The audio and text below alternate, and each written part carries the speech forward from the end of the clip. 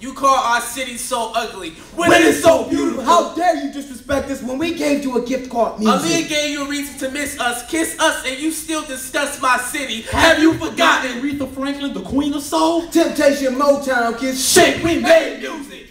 And I know you won't leave me, but I refuse to let you go. And if I have to beg and plead for your sympathy, I don't mind because Detroit means that much to me.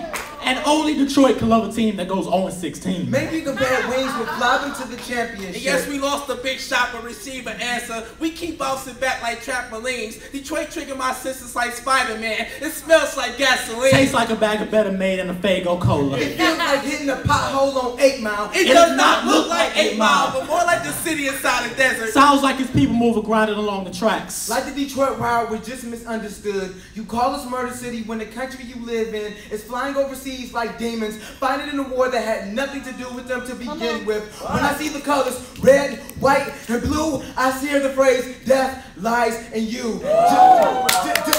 J.D. Dillon scratched every beat and became a hero in Chi-Town. And guess what? He came from my town. If you ever hear a common record, think of the murders who made it. Do your research before you forsake it, and learn about Detroit before you ever degrade it. Like the beauty of a butterfly's wings, we are often overlooked. Thought to be a simple thing, but you fail to remember that the thrust of a butterfly's wings in Detroit can pour water over the levees in New Orleans. We are not on the stage for 3 minutes and 10 seconds, but we thrive in the soil that restrains the roots of this country. We scream over the beats of every Motown hit. We are not Grim Reapers in a graveyard, but our women are queens, being escorted by kings to a palace of emeralds and onyx gems, a palace among crumbling castles, a palace known as Detroit.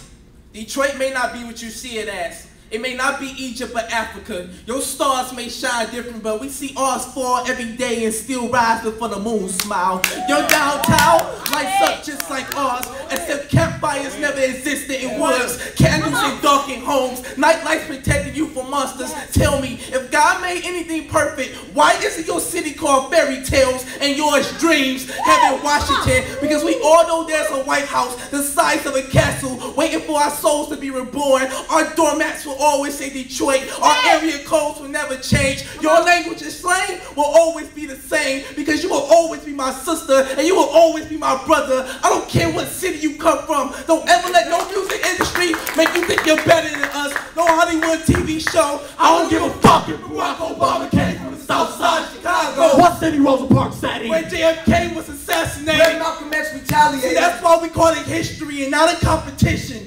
But you would never understand that unless we come together as a whole and realize we can overcome it though. If we all believe our city is no greater than the one next door, we should only be concerned about our backyard. Because when it comes to home, no matter how many times it's criticized, it will always be known to us. Beautiful.